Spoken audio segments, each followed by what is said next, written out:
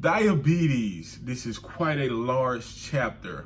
What I'm gonna do, just a quick heads up, this will be uploaded in multiple videos. I'm gonna try and break this down and not just upload one big video at one time, but multiple videos so it's easier to digest, and I'll coordinate the title so it's easy to follow along, all right? So let's just jump right into it. The background of diabetes, this health issue affects 9.4% of the population. It's very common. A lot of people have heard about it. A lot of people have family members that suffer from this.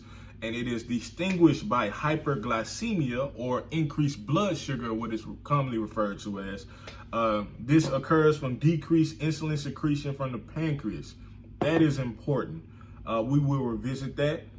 Two main types of diabetes. You have type 1 and type 2. Type 1 is an autoimmune disorder that more so affects the younger population. Not to say that the older population can't suffer from this, but it's more so of the younger population that suffers from this, that are smaller in stature. So that's just a big thing to remember as you're distinguishing between the two, as well as the treatment options. I'll just go ahead and say it. You're gonna always use insulin with autoimmune disorders. With the type 1 autoimmune disorder, type 1 diabetes, and I'll explain that a little later. But type 2, you have insulin resistance and insulin deficiency. And so that's how the two are separated, okay? One is an autoimmune disorder, and when I think of an autoimmune disorder, the most common one that I always refer to is the one that a lot of my family members suffer from, is rheumatoid arthritis. And what happens in rheumatoid arthritis, your body's immune system begins to attack the healthy cells in the joints of the body. And so more specifically, the knee. The knee is a joint in which people with rheumatoid arthritis suffer a lot of pain from, all right? So you have the healthy cells that attack, you have the your immune system that attacks the healthy cells in the synovial fluid that surrounds the joints, okay? And that synovial fluid kind of creates the necessary adhesion that you need to do common day-to-day activities like walking around, standing up, doing anything where you need to move the knees and move those joints. And when that synovial fluid and the cells there are attacked, it takes it away to where it's not necessarily moving in the way it should, but the bones are more so pressed together. I don't know if you can see my hands, but they're more so pressed together to the point where they start growing together and it becomes painful, and you will need surgery at advanced stages of this rheumatoid arthritis. And so what happens in diabetes is typically the same thing, but not necessarily. It is an autoimmune disorder, and what happens is the beta cells in the pancreas, remember we spoke about the pancreas earlier, the beta cells in the pancreas are destroyed. The beta cells are responsible for producing insulin, okay? All of this happens in the pancreas.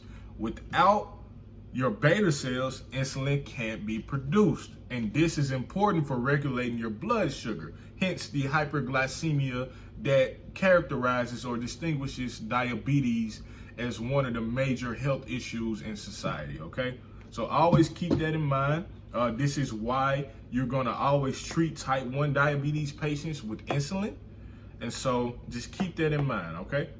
And type 2, as we said, insulin resistance is when the body doesn't respond to the insulin in the way that it should, or it lacks in the production of insulin. It's not the same as the destruction of beta cells in type 1, but it's similar in a certain regard. You're deficient in that area. And so what you would treat patients in type 2 diabetes with is a little different than what you would have in type 1. And we will jump right into that later. But right now, we're just gonna speak about the background and how you diagnose, okay? And so moving along. All right, speaking of type 2 diabetes, we might as well mention pre-diabetes as well. Quick thing that I left out with type 2 diabetes, something that you should know, important risk factors with type 2 diabetes and things that could lead to type 2 diabetes.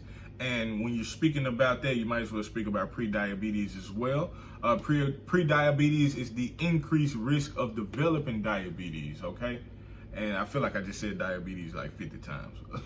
But pre-diabetes, the increased risk of developing diabetes. And when you do have pre-diabetes, you can reverse it. You can implement lifestyle changes to help your situation and not cause it to get worse to where you're diagnosed with type 1 or type 2 diabetes, all right?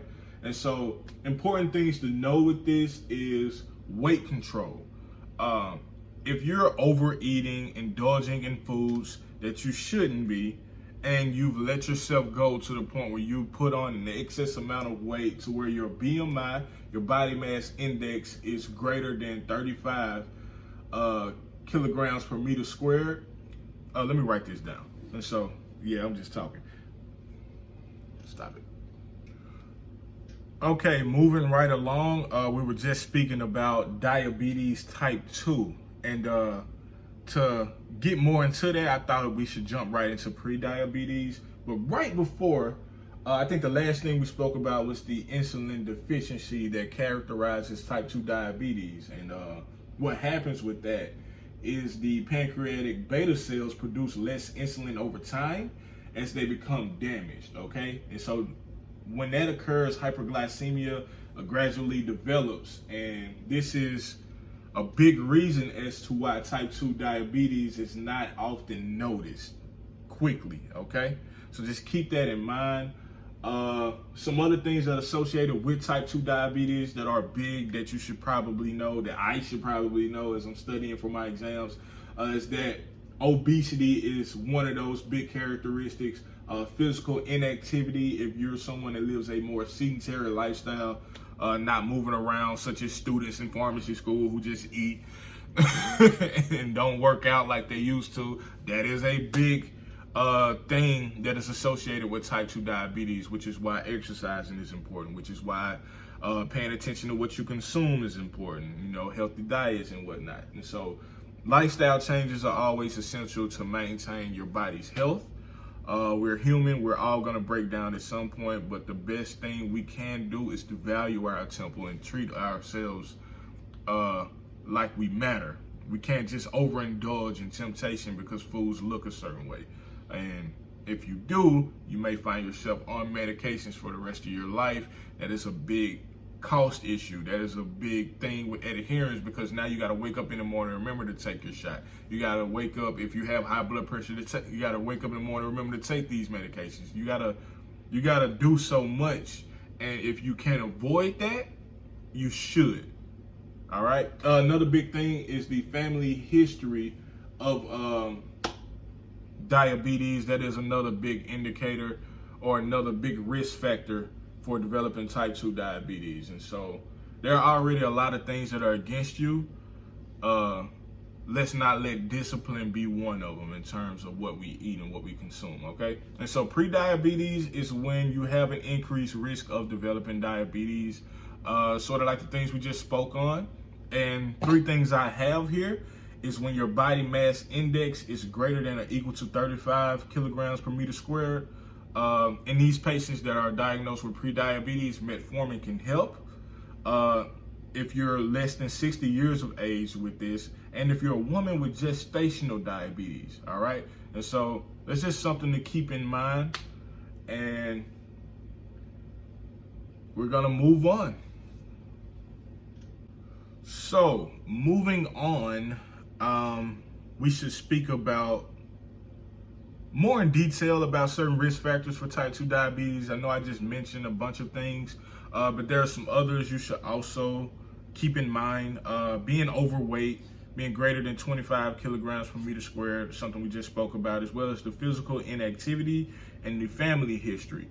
Something we didn't mention is the A1C being greater than or equal to 5.7%. That is a big risk factor. A1C, it measures your blood sugar over about a 3-month span. And so it's important to keep that in mind and just try to, pay attention to that. Race is another thing. Being African American, Latino, Asian American, Native American, those races are at an increased risk for having type 2 diabetes.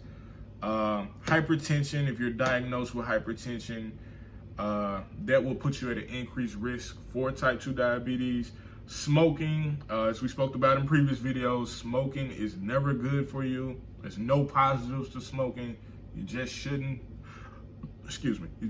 do it. There's really no point. All it does is mess up your health. So smoking is an increased risk factor for that, as well as other things. And gestational diabetes, which we will speak about in the next slide. But yeah, just keep these in mind when you're thinking about type 2 diabetes, or if you're reviewing patient cases and you see certain factors that a patient may exhibit.